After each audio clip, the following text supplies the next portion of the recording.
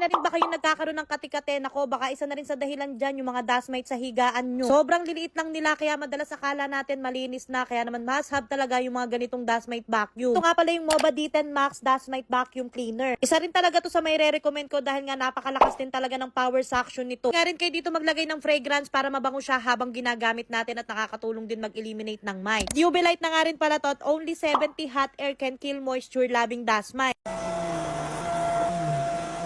At isa pa, meron pa siyang ultrasonic mite elimination fully equipped. Hindi lang to pang bed dahil nga pwede rin natin tong gamitin sa mga sofa, throw pillow, sa carpet. Penetrates talaga sa mga fabric at fibers kaya naman wala talagang may iwan na dust mite.